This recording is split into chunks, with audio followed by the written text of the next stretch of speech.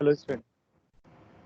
Beautiful mind I guess का ये बेहद खास प्रोग्राम है जिसमें हम की टॉपर से बात करते हैं और जानने की कोशिश करते हैं कि उनका पूरा जो प्रिपरेशन स्ट्रेटजी क्या था, उन्होंने अपने चैलेंजेस को किस तरह से ओवरकम किया। जनरली जो सफल स्टूडेंट्स होते हैं वो इंस्पायरिंग होते हैं आने वाले स्टूडेंट्स के लिए। आज हमारे साथ हमारी स्टूडेंट है दीक्षा। दीक्षा, कॉन्ग्रेचुलेशंस ऑन योर सक्सेस। आप जल्दी से अपने बैकग्राउंड के बारे में थोड़ा बताइए। आप मतलब बेसिकली रहने वाले कहाँ हैं और आपका एजुकेशनल बैकग्राउंड क्या सर, मैं वैसे सिंघाना से बिलोंग करती हूँ, जो कि एक छोटा सा टाउन है राजस्थान में। है? यहाँ पे पास ही में खेतरी माइंस हैं जहाँ मेरे फादर वर्क करते हैं। हम्म। और मैंने अपनी स्कूलिंग भी यहीं पे की थी, सोफिया स्कूल से। हम्म। उसके बाद फिर मैंने अपनी बीटेक जो है ग्रेजुएशन 2014 से 2018 तक आईआईटी दिल्ली से की है। हम्म। और उसके आखिरी ईयर में ही ग्रेजुएशन के मैंने सोच लिया था कि मुझे आईएएस का एग्ज़ाम देना है, के लिए एग्ज़ाम देना है, तो फिर वो उसी में मैं लग गई थी। अच्छा, जनरली क्या होता है कि सभी मोर और लेस ऐसे माना जाता है कि इंडिया लेवल पे सभी को ही सोचते हैं कि जो एक लास्ट जो ड्रीम है वो इधर की हम्म, तरफ ही आता है, नेशनल हॉबी जैसे।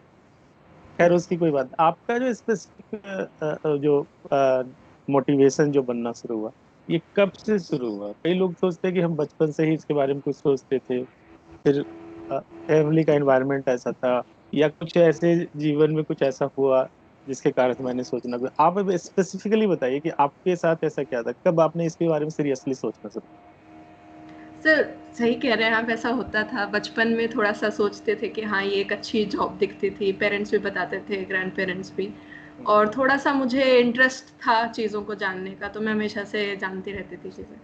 पर सीरियसली तो वैसे मैंने कॉलेज के बीच में ही सोचा। पहले तो मैं आईआईटी में ही जाने का था, इंजीनियरिंग में थे।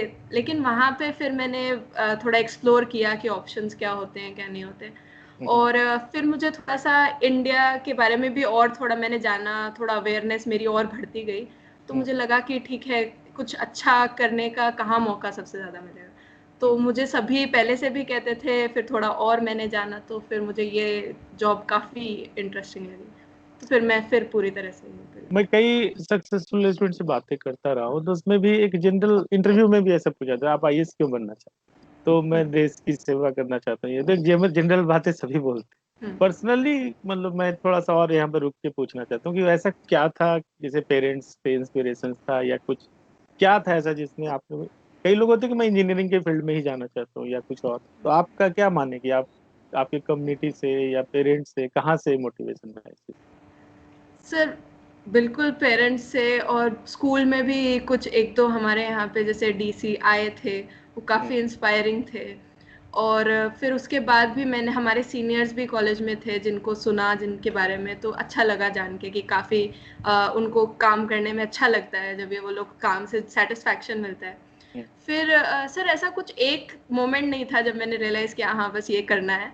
यानी पहले मुझे थोड़ा यानी सा, बहुत पहले से ही दिमाग में ये सब चल रहा हाँ है। आप थोड़ा ये सा बताइए, चलता रहता था। और भी हमारे स्टूडेंट जो सुने उनको बताइए कि तो फिर आपने पहले से ही प्रिपरेशन शुरू कर दिया था क्या इसका?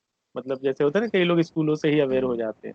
आपने कई इंटरव्यू में देखा, कई लोग, मतलब आप क्या कर सकते हैं कि इसके लिए आपने जो यूपीएससी के लिए, सिविल सर्विस एग्जामिनेशंस के लिए आपने जो प्रॉपरली प्रिपरेशन कब से शुरू किया, थोड़ा माइंडफुल तरीके से कब से शुरू किया? सर, जब मैंने पता लगाया कि सिलेबस क्या है और क्या होता है, क्या एग्ज़ाम है, वो मैंने प्रॉपरली थर्ड ईयर मेरे कॉलेज के में थोड़ा सा लगाया। और उसके एंड तक फिर मैं पूरा आ गई थी कि मुझे ये अब ढंग से करना है। तो मैं थोड़ा सा उसमें समझने लग गई थी, किताबें पढ़ने लग गई थी, तो फोर्थ ईयर के स्टार्टिंग में। तो आईआईटी दिल्ली में रहते हुए वैसे ऐसा माहौल मिल गया आपको कि मतलब आप इसको, मतलब एक्सप्लोर अपना प्रिपरेशन भी साइड बाई साइड करना शुरू कर? कई लोग कहते हैं कि कॉलेज के साथ करना थोड़ा मुश्किल होता है, ऐसा है क्या? हाँ सर, थोड़ा तो होता ही है। कॉलेज को भी ढंग से जस्टिफाई करना, पूरा काम ढंग से करना, वो भी ज़रूरी रहता है। तो इतना अच्छे से नहीं हो पाया था, तो इसलिए मैंने पहली बार प्रीलिम्स एग्ज़ाम दे भी दिया था फर्स्ट ईयर, वो लास्ट ईयर के एंड पे, तो वो हुआ भी नहीं था फिर, इसलिए क्योंकि अच्छे से हो नहीं पाया था तैयारी। पर उसके बाद फिर मैंने खुद से पढ़ाई करके अच्छे से दिया, तो तब फिर इतना हो पाया। ये तो है सर कि थर्ड ईयर में भी, और मैंने थोड़ा सा सोचने लग गई थी, इसलिए मैंने अपना थोड़ा फोर्थ ईयर को खाली कर लिया था, मतलब थोड़ा फ्री कर लिया था इसको पढ़ने के लिए। अच्छा। हाँ, मैं आपका वो रिकॉर्ड देख रहा था तो वो तो काफी अच्छा है। तो आप ये बताएं कि जो ये जो लोगों को प्रीलिम्स फोबिया होता है आजकल, जब से वो पैटर्न में बदलाव है, तो पहले क्वेश्चन मेरा यही है कि आपको ऐसा डर लगता था कि नहीं प्रीलिम्स, फ्रैंकली? मतलब नहीं, अनसर्टेनिटी सी थोड़ी सी हो गई ना कि मेरा होगा कि नहीं होगा, फिर सारा स्ट्रेटजी उसी पे निर्भर करता है। तो ये प्रीलिम्स का जो था कि उसके बारे में डर लगता था कि नहीं? सर मतलब जैसे पहले, आपने जो दिया पिछली बार दिया, पिछली बार आपका प्रीलिम्स क्लियर हुआ था कि नहीं? सर फर्स्ट टाइम नहीं हुआ था, फिर उसके नहीं हुआ। बाद। हाँ, तो दूसरी बार मतलब जो आपके अंदर जो जनरली डर होता है, मतलब कि प्रीलिम्स होगा कि नहीं, वो डर तो आपके पास भी होगा। हाँ सर, बिल्कुल पहली तो बार फिर तो क्या? हुआ नहीं था। हाँ, फिर क्या किया उसके लिए आपने? सर पहली बार थोड़ा ओवर कॉन्फिडेंस भी था, तो वो दूसरी बार में थोड़ा सा ठीक हो गया कि नहीं हो पाता, इतना आसान भी नहीं है। हम्म। और दूसरी बार में फिर यूं भी लग रहा था कि वाकई में जो एवरेज के आसपास ही सभी के नंबर आते हैं, तो अगर मेरे थोड़े से गलत हो जाएंगे तो इधर उधर चला जाएगा वाला। लेकिन सर मैंने बहुत टेस्ट दे दिए थे, और मैंने ये सब टॉपर्स वगैरह का पढ़ के ये समझ लिया था कि वाकई में बहुत सारे सवालों के अगर मैं जवाब दूंगी, बहुत सारे सवालों का आंसर करूंगी, तो मेरा ओवरऑल एवरेज ऊपर की तरफ पहुंच जाएगा। तो मेरे ज़्यादातर टेस्ट में मतलब एंड के पास में 120 से ऊपर, 120 के आसपास आने लग गए थे, तो I got more confident about के एग्जाम में।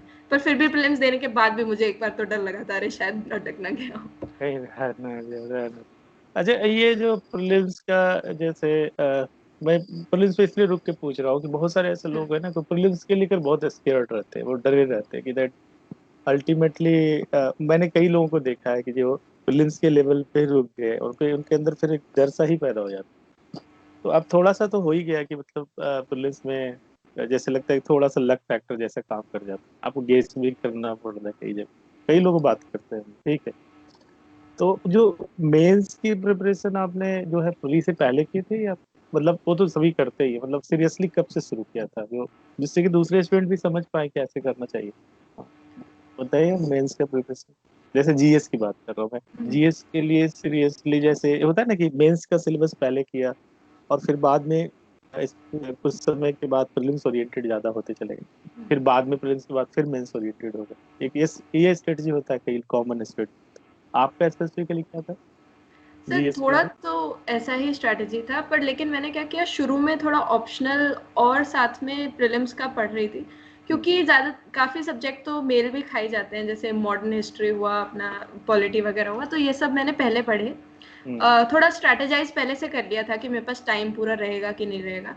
तो दिसंबर के आसपास फिर मैंने सोच लिया था कि अब सिर्फ मेंस को थोड़ा ढंग से करती हूँ, तो इससे पहले जीएस प्लस मेंस वाले सब्जेक्ट्स, हम्म। फिर बीच में मेंस स्पेसिफिक सब्जेक्ट्स तो एथिक्स हुए, और जो भी टॉपिक्स जो छोटे मोटे होते हैं जैसे सिक्योरिटी और बाकी सारे डिजास्टर मैनेजमेंट वगैरह, उस तरह के सारे टॉपिक्स, तो ये हम्म। मैंने दिसंबर जनवरी में थोड़ा कर लिया था।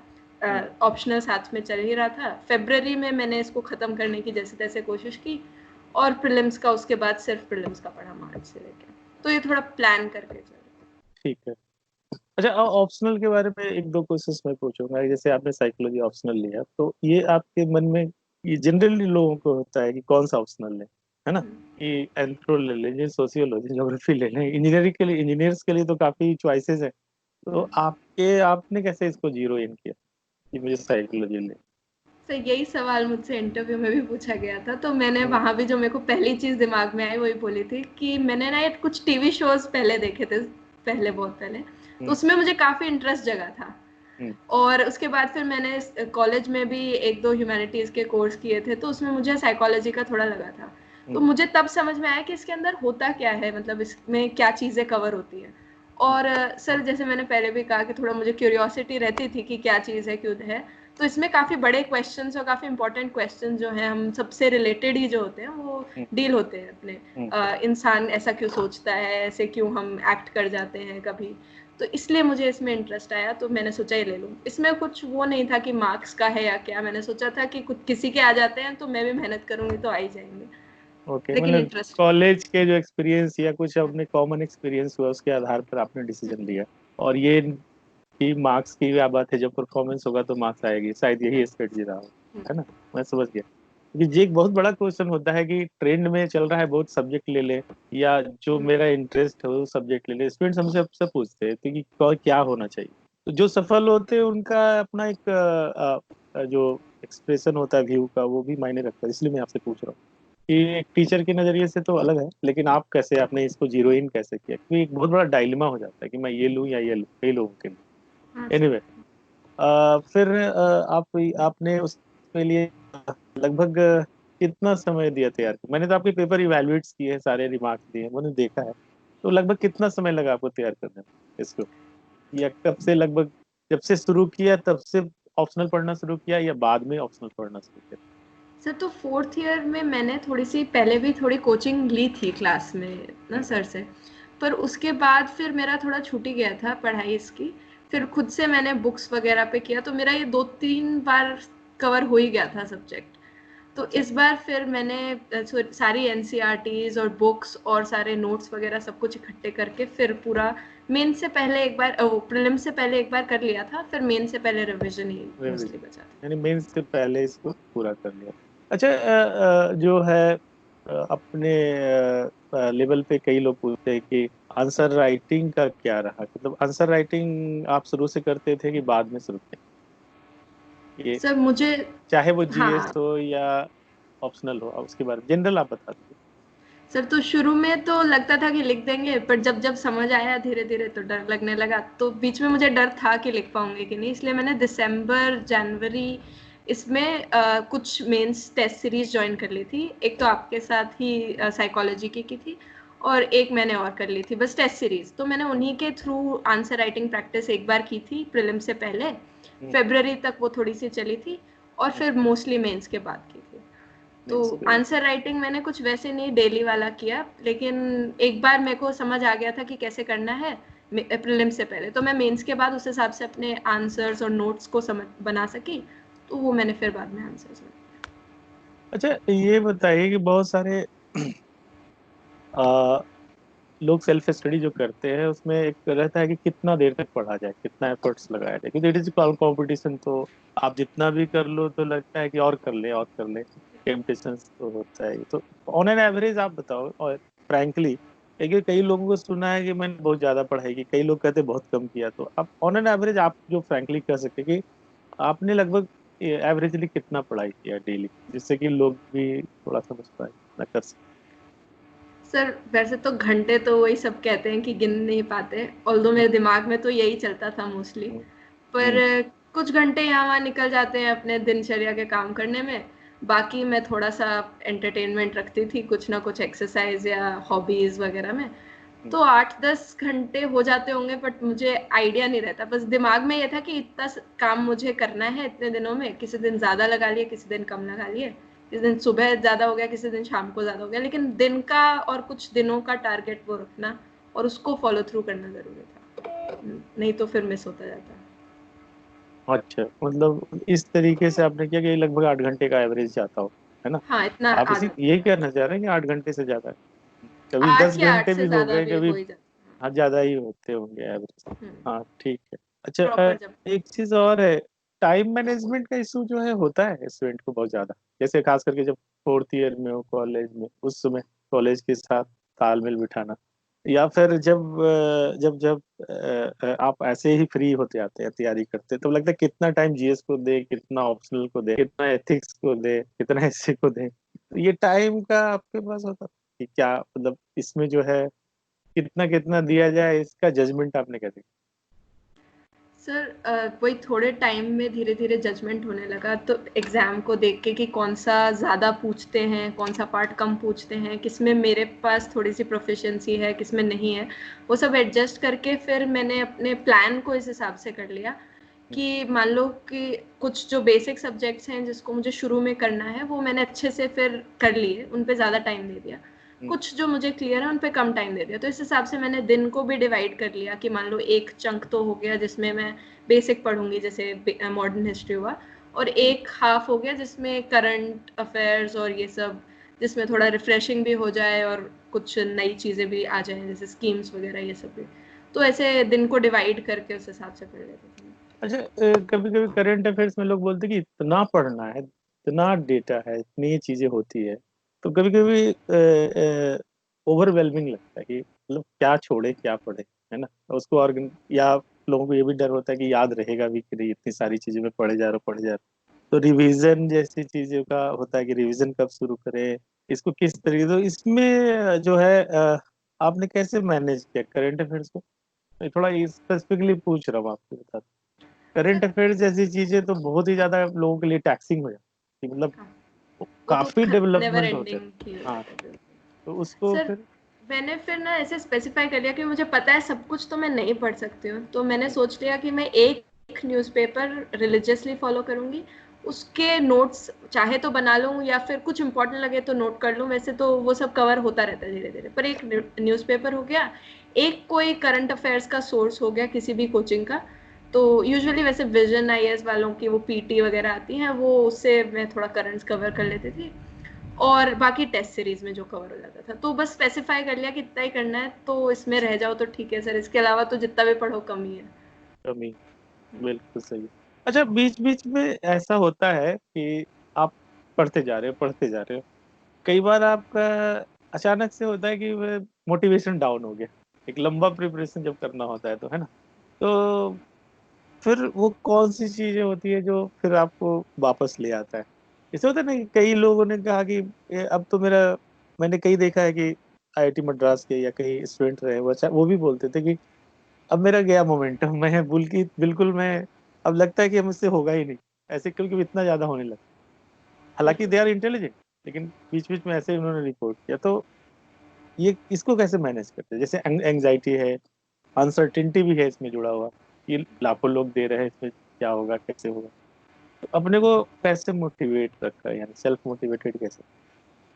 सर अपने में भरोसा करना तो वाकई में ज़रूरी है बहुत इस एग्ज़ाम में, क्योंकि बहुत लोग दे रहे हैं, बहुत अच्छा अच्छा पढ़ के दे रहे हैं, लेकिन अपने को तो एक ही पोजीशन चाहिए, ये सोच के पढ़ना है।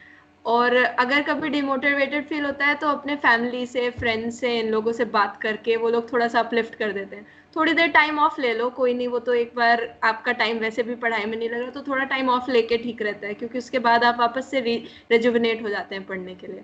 और सर लेकिन सबसे क्रूशियल ये है कि क्योंकि पढ़ना ही है, तो वो जो साइकिल है वो इम्पोर्टेंट है, डिसिप्लिन थोड़ा सा ज़रूरी हो जाता है ऐसे में, कि आपके पास ये करना है तो अभी नहीं करेंगे तो फिर पंगे हो जाएंगे, इसलिए फिर उस हिसाब से अपने आप को मोटिवेट करना भी ज़रूरी है, क्योंकि वरना तो हम ये मौके ढूंढते रहते हैं, इधर देख लिया कुछ, उधर बात कर ली, इसलिए एक है पढ़ते रहना। यानी यानी आप कहना चाहते हैं कि जो है कुछ डिसिप्लिन बना लिया तो उससे चीजें निकलती चली जाती है ना, कि हाँ। कुछ आदत बीच बीच में जो ये सब डाउन फेज आता है, मोटिवेशनल डाउन फेज जो कहते हैं, कई बार ऐसे देखते हैं कि लोग जो पर्टिकुलर थॉट पैटर्न को फॉलो करते हैं। जैसे कि मैं काउंसलिंग में लोगों को बताता हूँ कि आप कंट्रोल पे फोकस करो, कि कौन सी चीजें आप कंट्रोल कर सकते हो, है ना।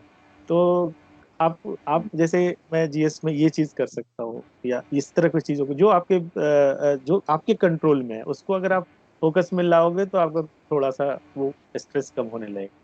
चीजें है ना कि बिल्कुल। जो एक सिंपल सा फॉर्मूला है कि आप कंट्रोल ज्यादा बढ़ाएंगे तो आपका स्ट्रेस घटेगा, ये तो है, और थोड़ी फिर कॉन्फिडेंस बढ़ने लगे। फिर दूसरा होता है, लोग विजुअलाइज करते हैं कि हमारा स्ट्रेंथ एरिया क्या है, और थोड़े उसमें विजुअलाइज करने पर दो चार ऐसी चीजें विजुअलाइज किया तो फिर वापस वो कॉन्फिडेंस आ जाता। तो मैं ऐसे कुछ पूछ रहा था कि आप अपने कुछ कुछ अपना पर्सनल ट्रिक जो हमारे स्टूडेंट के साथ शेयर कर सको, क्योंकि भाई मैंने जैसे, ठीक है, जैसे फैमिली से बात किया, एक मैकेनिज्म ये भी है कि जब हम अपने नियर डियर वन से बात करते हैं और जिनमें रिलेटेडनेस फैक्टर ज्यादा होता है ना, हम्म। उनके अंदर इंट्रिंसिक मोटिवेशन भी आने लगता है वापस, की जो रिलेट कर पाते हैं लोगों से।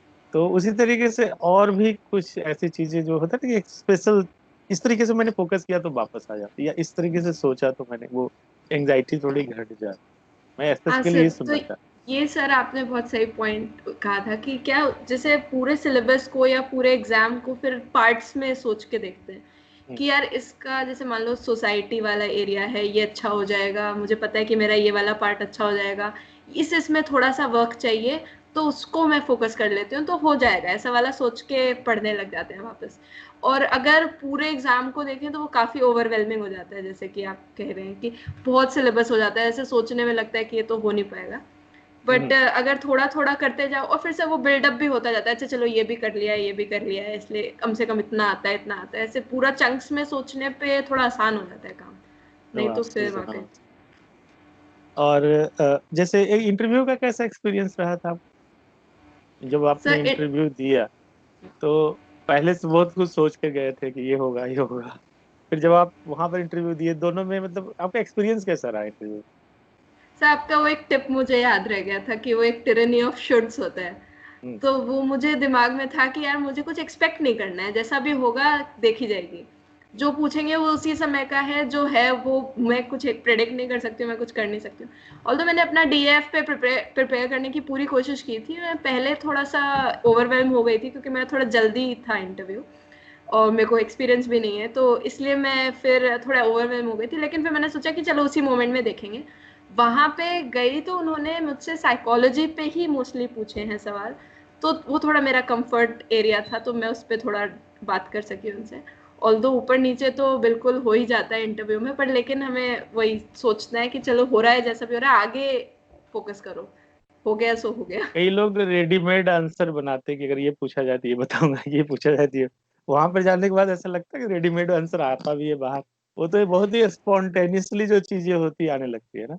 बिल्कुल आपने सर, महसूस किया होगा वो बिल्कुल इसीलिए आपने जो कहा वो काम कर गया, क्योंकि मैं सोची कि सर प्रिपेयर करना चाहिए था, लेकिन वो पूछते ही कुछ और है, आप जैसे तैयार करके वो उन्हें अलग तरीके से पूछा, आप फिर भी वही जवाब देंगे तो गलत लगेगा, इसलिए देखिए उसी समय पे जवाब हाँ, देना इंटरव्यू ठीक है। में एक रेडीमेड आंसर जैसी चीजें कुछ नहीं होती, जब पूरा पर्सनालिटी बोलता है आपका। जब जैसे अभी आप हमसे बात करें या मैं आपसे बात करूँ, पूरी पर्सनालिटी बोलती है। ऐसा नहीं है कि आप कुछ बोल रहे, what you are saying and what you are showing वो अलग हो, तो बिल्कुल कोई मतलब नहीं बनता उसके कहने का।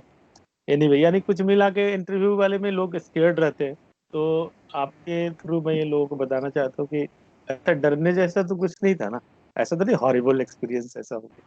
नहीं सर, हॉरिबल तो बिल्कुल नहीं था, मतलब इंटरेस्टिंग ही है कि वो इतने लर्नेड लोगों से बात करने को मिलता है, कुछ उनके नज़रिया भी देखने को मिलता है। ऑल्दो हम अपने आप को जज करते रहते हैं, इसलिए हम उनसे उतना कर नहीं पाते हैं अच्छा कन्वर्स, पर अगर हम खुले दिमाग से जाएं आई थिंक और भी ज़्यादा मज़े आएंगे इंटरव्यू में, ओके। तो उसको एंजॉय करना ही चाहिए। ओवरऑल अब जैसे आपने जो है 346 रैंक आया है ना आपका? हाँ सर, 342। 346 रैंक। तो अब मुझे लगता है कि आप एक बार फिर से ट्राई करेंगे देने का। हाँ सर, सर्विस तो मुझे मेरी फेवरेट नहीं मिलेगी मेरे हाँ, हिसाब मैं से। तो ये तो एक प्रोसेस देखो, आपको मैंने बात किया था कि कुछ एक मार्क्स से मार्क्स ज्यादा मायने नहीं रखता, कुछ एक मार्क्स से रैंक ऊपर नीचे होते रहते, तो वो तो एक कॉम्पिटिशन है। बड़े बड़े परफॉर्मर देखेंगे, कभी क्रिकेट में कम रन बना के आउट हो जाते हैं, कभी वही बहुत ज्यादा रन बना लेते हैं। तो एक बार जो जब आप आते हैं तो नॉलेज भी है, परफॉर्मेंस भी, बहुत सारे फैक्टर्स हैं जब जुड़ के आते हैं तो मार्क्स में होते हैं। खैर, उसमें मैं ज्यादा वैल्यू नहीं करता हूँ। आप डेफिनेटली जो आपने इस जगह बनाया आपके लिए, वो आपके लिए कंग्रेचुलेशन, उसके लिए मैं दे रहा था। अब आप उसको और इम्प्रूव कर ले और अच्छे रैंक कर ले, अच्छी बात। मैंने बहुत सारे हमारे स्टूडेंट ने देखा पहले भी, उन्होंने फिर इम्प्रूव कर लिया उस चीज को। अब बहुत सारे आपने देखा होगा। तो बस लास्टली दो तीन चीजें बताओ कि जैसे लास्ट में, बस इसको कंक्लूडिंग फेज में मैं आपसे बात कर रहा हूँ। ओवरऑल एक अनसर्टेनिटी का जर्नी है कि मतलब हम चलते हैं कि हाँ बहुत सारे लोग हैं तैयारी कर रहे हैं, मैं भी करता हूँ, लेकिन बहुत सारे उसमें ये रहता है, अनसर्टेनिटी होती है, कई लोगों की एंग्जाइटी होती है, बहुत सारी चीजें कि होगा कि नहीं होगा, ये बहुत बड़ा सवाल है। और आजकल के जो एक ऑल्टरनेटिव क्या, मतलब अगर मेरा नहीं हुआ तो क्या होगा, ये बहुत बड़ा सवाल रहता है। तो खैर, मुझे लगता है कि आपने क्योंकि आईआईटी से किया है, आपने शायद टेक्सटाइल इंजीनियरिंग में किया है। हाँ सर, टेक्सटाइल। हाँ। तो एक तो उन उसमें उसमें तो आप करियर आप देखते ही है कि भाई मेरा ये लेकिन अ, अ, ऐसा ऐसा जब आपके लिए तो जैसे लगता है ना, कई लोग के पास जो अल्टरनेटिव चॉइस होते हैं तो उनके लिए ज्यादा शायद एंग्जाइटी नहीं होती, कि मैं ऐसा सोचता हूँ। मे भी सही भी हो सकता है, नहीं भी हो सकता है। लेकिन आपको नहीं लगता कि ऑल्टरनेटिव क्या एक कंपटीशन है? अगर होता है तो ठीक है, नहीं होता है तो वो कंपटीशन पूरी डिफाइन नहीं करने लगते आपके पर्सनालिटी को या अपने लाइफ, है ना? कई ऐसे लोग जो होते फेलियर से बहुत ज्यादा रिएक्ट करते हैं ना, मुझे उनके लिए मैं आपसे बोल कर कि डर सबको लगता रहता है, अनसर्टेनिटी सबके आपको तो ओवरऑल परफॉर्मेंस देना होता आप उसमें उसके बाद जो भी रिजल्ट होगा होगा। तो इस तरीके से माइंडसेट लेकर देने में मुझे लगता है कि आप जैसे लोगों को थोड़ी सहूलियत होती होगी जी, क्योंकि आपको आईटी से बैकग्राउंड है, कोई डॉक्टर है, कोई कुछ है।